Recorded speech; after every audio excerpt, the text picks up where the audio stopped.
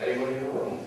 So, Yeah, I just wanted to say I really enjoyed the characters. I thought they really leapt off the pages. They were very real and very engaging. And I enjoyed the description of the, I wondered if you fenced, because I noticed the description of the priest affair. So I thought that was well done. But I was hoping you would talk a little bit more about your treatment of the hero as the divine champion and what led to your decision to make the hero or heroine and the god's decisions kind of mesh as opposed to just making the heroine like a divine tool. Great. A lot of that is informed by my own personal worldview and theology. I don't think that I could write without that underlying everything. But I mean, and I've read a lot, and that has been both Christian fiction and non-Christian fiction of all varieties. And I think one of the most appalling things, I mean, like I, as a Christian, am appalled at my fellow Christians when they just like take out the only 2x4 and start hitting people on the head with it. Like, this is what you should think because it's right. And my point really was to ask questions and to get people thinking about, you know, well, what if this was the way it worked? And it's not even, all of it is not necessarily even me asking questions that lead you toward what I have decided my answer is. It's you know, what if this was, that's what fiction is, what if. So the idea really was, I was thinking a lot about predestination versus free will, and so I was like, well, what if somebody got in that situation where they felt like they might be trapped into doing this thing and they weren't even sure they were really on board with it, and how would you reconcile that? So, yeah, so that was kind of... Did she ever come to a crossroad in the book where what she wants to do and what the God wants her to do don't exactly mesh, or... No, not particularly, although that's not necessarily out of the question for something I would do. But a lot of it really is that she finds that even though like intellectually she's like, what are you talking about? I do what I want to do. Then it's that, but it's sort of channeled. Like she has leeway, but it's just sort of guided, I guess, sort of. So yeah, it's hard to explain. And that's a really good question. So. No, thank you. Thank you. Great. Have you ever done any traveling to understand other terrains and other cultures to implement these things, or do you plan on doing any traveling for this? I have not been to the Middle East, but I have traveled rather extensively through Europe and the States. Have you gone to the more remote areas, like villages or the outlying areas? Sometimes, but not necessarily always, no. But yeah, that would definitely be, I would love to have enough money to do that. when the book gets published, you can all buy it, and then I will report back on my findings. I would be happy to do that. Yeah, sure. You write this book with the two main protagonists, both in first-person point of view, which is different. Usually books with more than one protagonist, one might be in first person, the other in third person, or all in third person. So what made you decide to do it in both in first person? Just seemed like the right thing to do. Did they talk to I don't you? know. I guess part of it is that I have always liked first person because I feel like it's a lot easier to stay within the parameters of the point of view. Because a lot of the time in third person I start pulling away and being omniscient and start noticing things and telling people what other people are thinking, and that really screws with point of view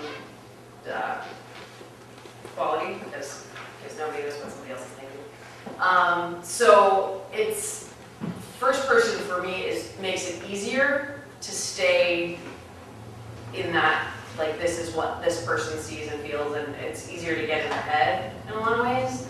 But I started out, actually, this really is Karis's story more than it's Devlin's, in terms of what, like, the external conflict. And I found as I went along that I didn't get enough of the story with Karis as the sole narrator. And so it just seemed natural to add Devlin, and he just, yeah, I mean, it was the same kind of thing, like, just first person is the easiest way for me to write, which some people would say it's horribly hard to write first person, but it helps. Voices are distinctive as well. Yeah. Yes, thank you. I want to compliment you. I think there was great introspection, wonderful emotion, a lot of visceral descriptions were great. My daughter reads a lot of Mercedes Lackier. She did when she was a member of a sword fighting group. Yep. There are sword fighting groups, so if you ever Oh, reach yeah. out, I know. where I would like a where would you put your book on the shelf? I know your last name's Witt. Yeah. If you use that, but I'm saying like, which author would be like you would be right next to? Oh goodness. Well, I mean, like alphabetically, No, but not no, because that would be right between T.H. White and Ted Williams.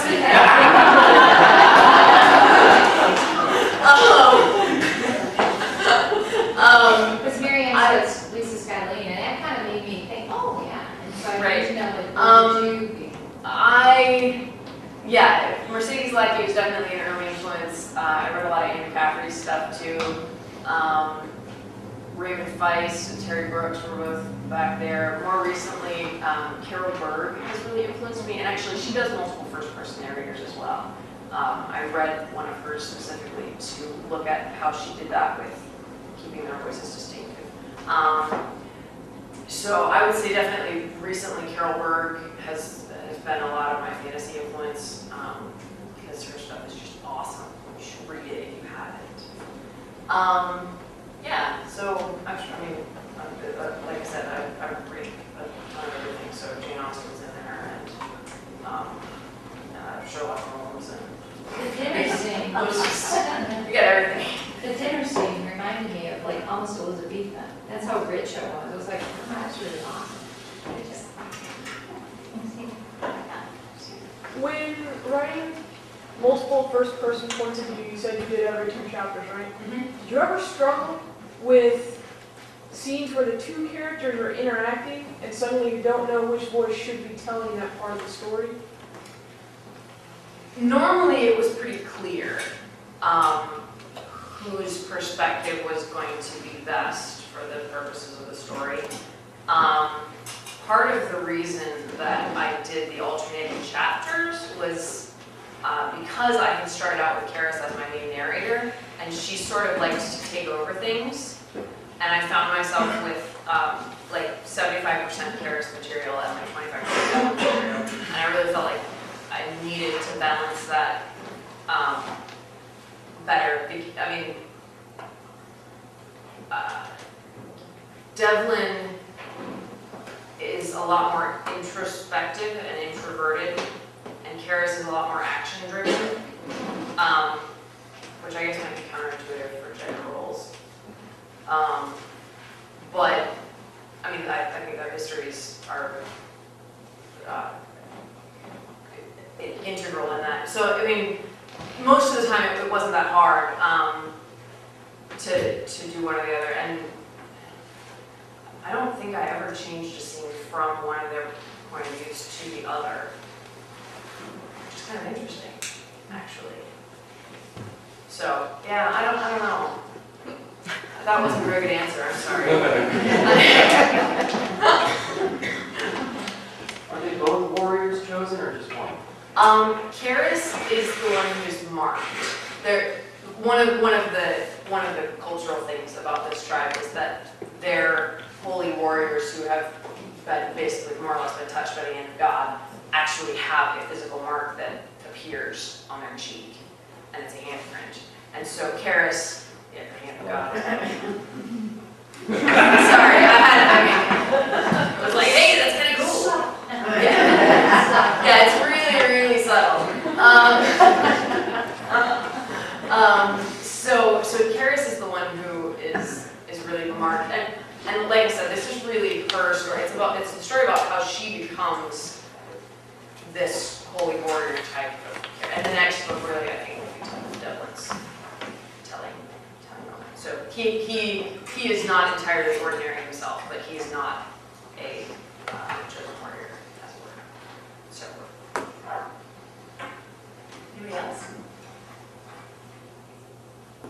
Yeah.